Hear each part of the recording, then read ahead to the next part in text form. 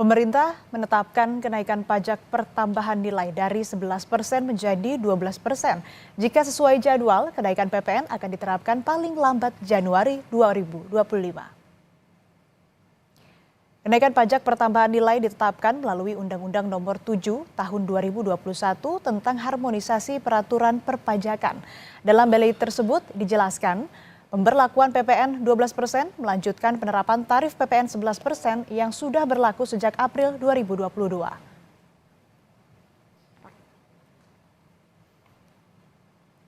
Saudara, sinyal penerapan kenaikan tarif pajak pertambahan nilai 12% pada Januari 2025 tetap sesuai rencana dilempar oleh Menteri Koordinator Bidang Perekonomian Airlangga Hartarto. Mengutip dari Kompas.com, Airlangga bilang ketentuan kenaikan tarif PPN sudah jelas diatur dalam undang-undang. Airlangga menerangkan, belum ada pembahasan mengenai penundaan kebijakan kenaikan PPN 12% yang telah ditetapkan dalam Undang-Undang Harmonisasi Peraturan Perpajakan.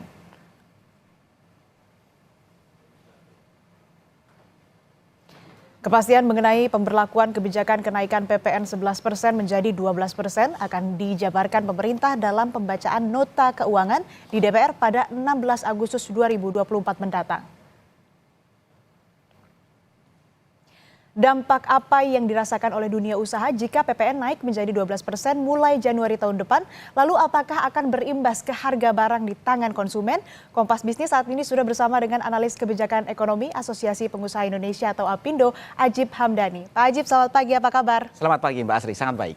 Pak, sebelum kita nanti bahas soal wacana kenaikan PPN, saya ingin bertanya dulu. Saat ini pasca pandemi, sebetulnya seperti apa sih kondisi dunia usaha?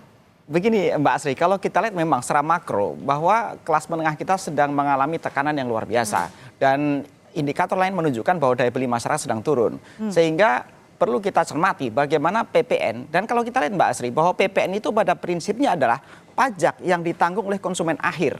Artinya pajak PPN ini dikenakan kepada para masyarakat luas. Nah, ini yang menjadi catatan kita. Ketika kemudian dalam konteks ketika daya beli masyarakat turun, kemudian tarif PPN dinaikkan, maka ini akan kembali menjadi disinsentif fiskal buat masyarakat luas.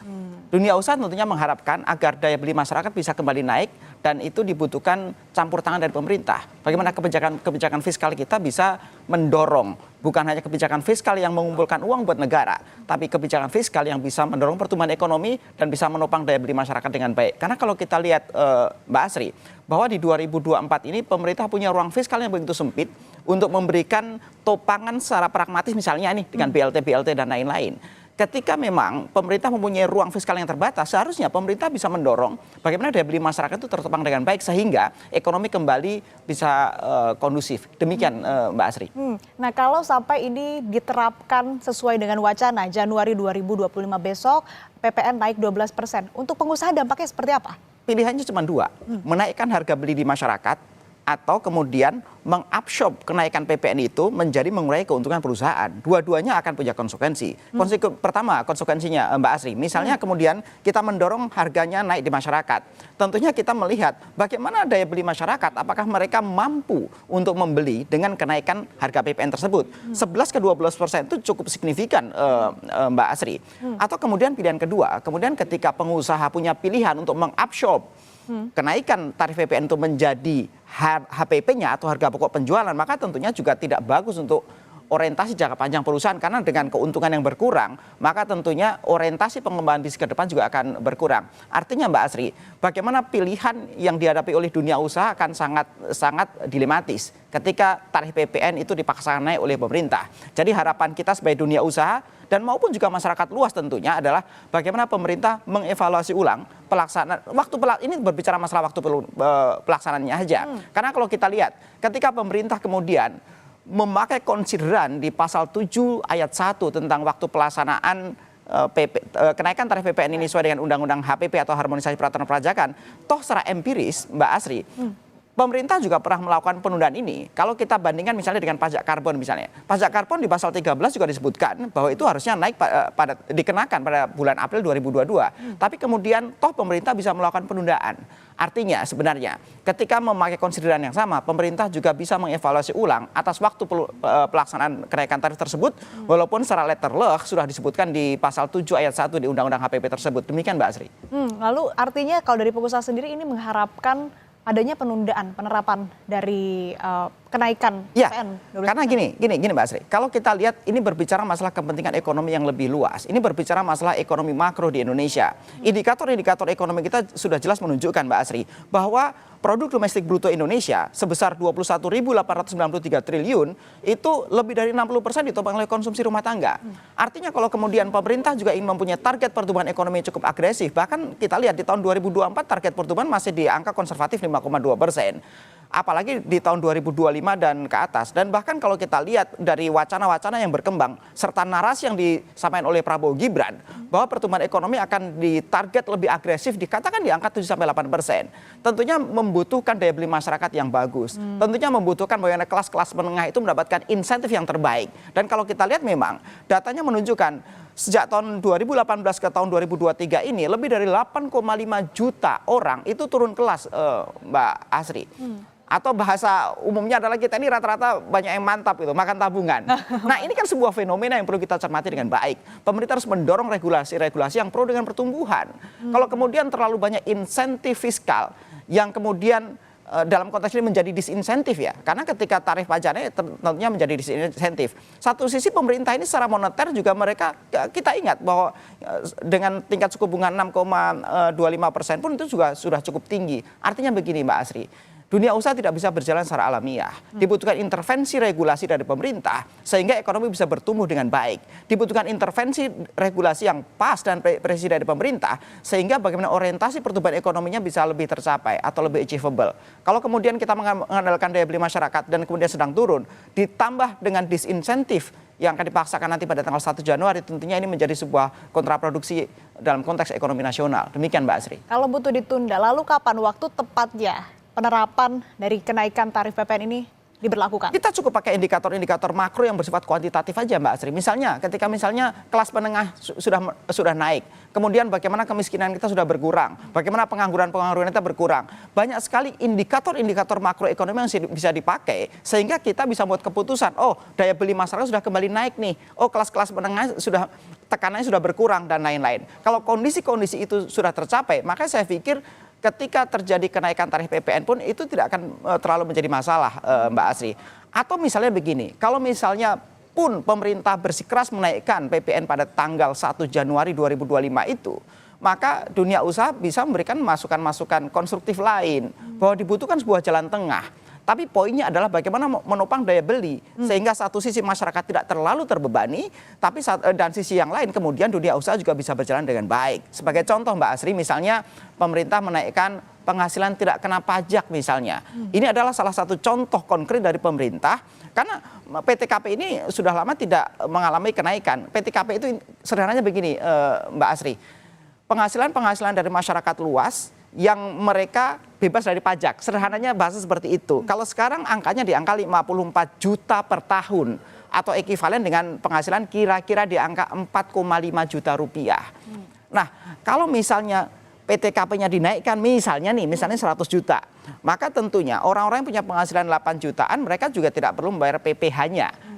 Dan kalau kita lihat siklus yang ada Mbak Asri, bahwa orang yang punya penghasilan seperti itu kan cenderung di kelas menengah bawah. Itu ketika mereka mendapatkan tambahan kemampuan karena pembebasan pajak misalnya, mereka akan kembali membelanjakan.